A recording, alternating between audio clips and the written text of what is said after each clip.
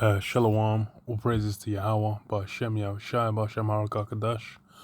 Don't want to see apostles and elders of Great Millstone rule well, and Shalom to the brothers doing the wax Syrian truth. World War III's heating up. It's basically come back. It's the pans on the stove, the fires, it's been turned up, the oils in the pan, it's starting to crackle, it's heating up. And it's been that vibe. It's funny because you do the way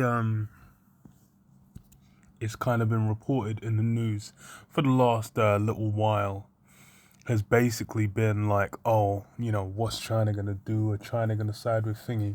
Meanwhile, for the last how long? Decade easily. China's been in lockstep with Russia, and they're obviously looking to deal with Taiwan. That's as far as for them. That's their priority.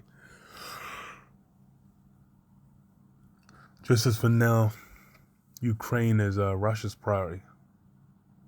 And after like Hong Kong, it's like Hong Kong and Crimea were kind of like, the first few steps. And now we're seeing, them linking up. And then we'll see what more shakes out of it. So this is on the Washington Post.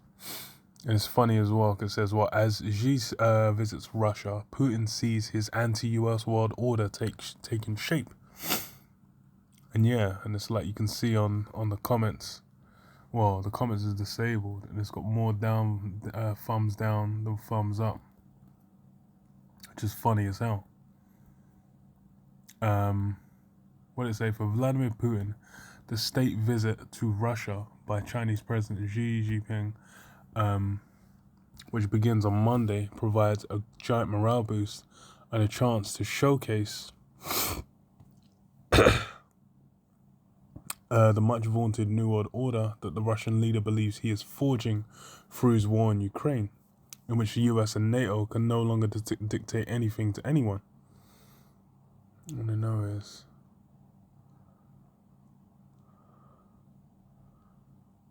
okay, that's in 2019, that's one is another year. And that's what this month. So Iran, so from less Saudi Arabia, China, and Iran linking up. So basically what? They're even linking up with, really the Arabs, the Persia, and the Arabs, and I believe India as well. And they're basically, trying to take the lion's share of trade in Africa as well. So that's all, they're basically trying to build a block, the bricks, to come against, what do you call it?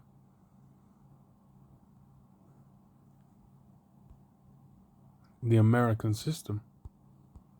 Because they know that till now, they're the ones who've everything's been in their hands. And now they're looking to flip it, because that spirit's been put on them. It's basically, it's been stirred. It's basically, it's been built up. It says Xi's visit to China comes after cementing his president-breaking third term in power, brings together two men who have positioned themselves as leaders for life, and it sets a scene for global confrontation, with Beijing willing to use this partnership with Moscow to counter Washington, even if it means granting tacit approval to Putin's brutal, destabilizing war. The grim outlook in China is that we are entering this era of confrontation with the US. The gloves are off, and Russia is an asset and partner in this struggle, said Alexander Gaboev, an analyst with the Carnegie Endowment for International Peace. It remains to be seen whether this confrontation will heat up, pushing nuclear powers to the brink of World War III. Yeah, that's exactly where it's going. That's, the express purpose of why the weaponry has been put together, and why these dynamics have existed. Essentially, from the end of World War II, you had the big split. You had Russia, you had America, you had the USSR, you had America, basically being the opposing forces.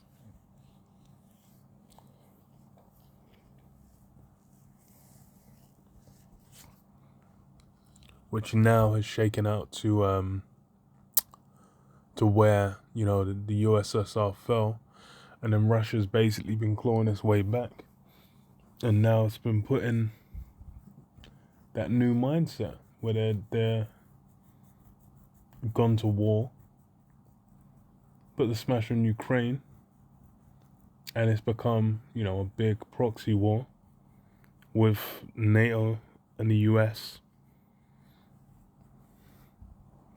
And hey, it remains to be seen, you know, whether it will just remain in that region, whether it spreads, or whether it cools down, whether what. We'll see. We'll wait and see. But hey, we know in the end that World War 3 is in prophecy, and the system that's basically being pushed by the elites, which is that beast system, man, that Karagma. So it says, on the brink of World War III merely marks the opening cause of Cold War 2.0, but Xi's visit shows sides being taken, with China, Russia and Iran lining up against the US, Britain and other NATO allies, in a competition for global influence and for alliances with nations such as South Africa and Saudi Arabia, which seem ambivalent but up for grabs. Yeah. So it's these other nations that are, you know, going to be joining in, going to be finding their weight behind it, according to prophecy. You can have nations doing that, and you can have what? In the end, everyone flip on America. Which is why now, you know, it says what? That Putin seeing that new world order, because why? Spirit's working to bring, you know, that contention between America and its current allies, to where they're going to flip and they're going to, you know, slam the button. They're going to smash down the button and go, come mad. Or what's that? Or what's the Italian one? A cazzo. And then they're, you know, going to slam the button down and put the smash on America. Because it says, in an article published Sunday evening in China's People's Daily, Putin gushed about the brotherly friendship between Russia and China, and he said he was standing shoulder to shoulder, including against Western hegemony, sticking more stubbornly than ever to its obsolete dogmata and vanishing dominance. The collective West is gambling on the fates of entire states and peoples, Putin wrote. The US's policy of simultaneously deterring Russia and China, as well as all of those who do not bend to America's dictation, is getting ever more fierce and aggressive. He also warned that NATO is seeking to penetrate the Asia Pacific, which they've you know, slowly been working their way there, and it's like you can look at the map and work these things out. But then what? It's it's funny because now's where that sentiment's being built up against America, man, against the leg's been made bare. People are like, yo, you know, wagwan. Let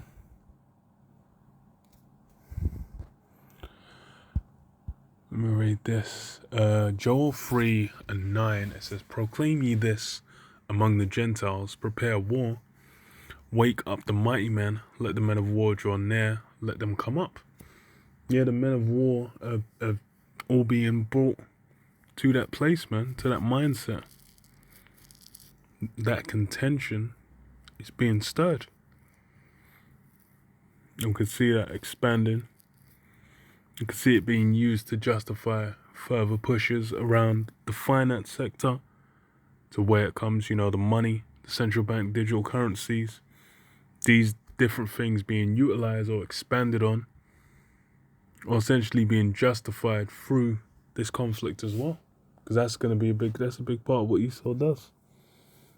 Just like with the pandemic, as soon as it kicked in, bang, they got swept. Hella shit got pushed through, and people screaming, like seals, clapping, applause at. But now it's like you look back, you're like, hold on, kind of left the door open for that full-on takeover, that lockdown, that complete limiting of freedoms, and the infrastructure there to do it. So this is what beat your plowshares into swords and your pruning hooks into spears. Let the weak say I'm strong. And that's happening on the nation level.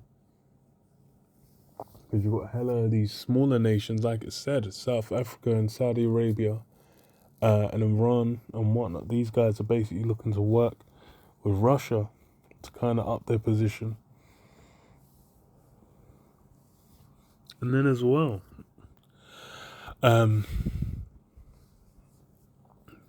nuclear capabilities. That's something a wide variety of nations didn't have going back, but now the spread's gone out. It's like with what do you call it?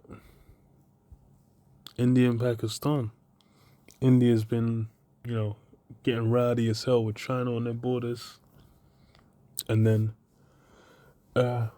Pakistan's been getting peak as well. I think what was in Pakistan? There was I can't remember, because I looked into something on it. I'm just saying they kind of have issues compounding there. But these guys all were weak. Now they got nukes. Now they're basically able to utilize that capability in, when they're talking about things on a global stage. And that, these things are all going to be put to use. So this is what assemble yourselves and come, all ye heathen, gather yourselves together round about, thither cause thy mighty ones to come down, O Lord Yahweh. Let the heathen be wakened and come up to the valley of Yahweh Shaphat, for there will I sit to judge all the heathen round about. So yeah, they're all being drawn in, they're all being pulled together. Because what? Judgment time. Luke 12:49, I am come to send fire on earth, and what will I if it be already kindled? Yeah. Yahushua is coming for that fire. What will I if it be already kindled?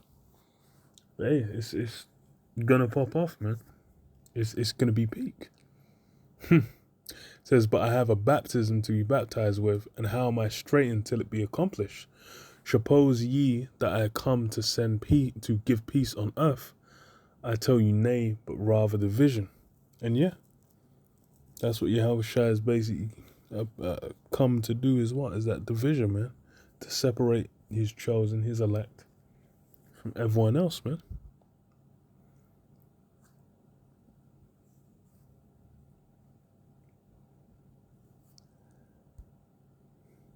And then what? That peace, that so-called love, that hope, bringing everyone together. They ain't even gonna run.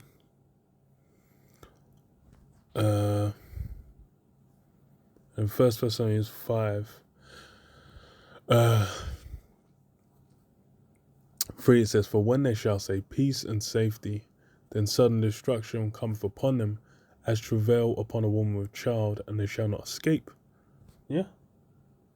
That's how it's going to be. It's going to be really when people are least looking for it. That's how the hardship comes. And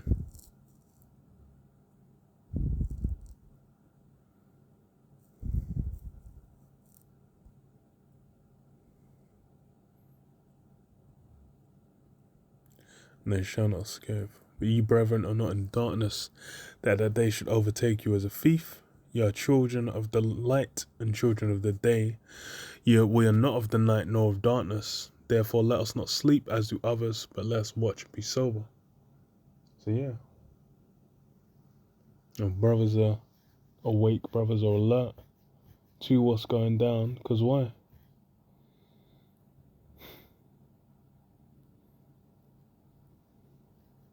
And keep up with the news. We check out current events. You can observe and see, man.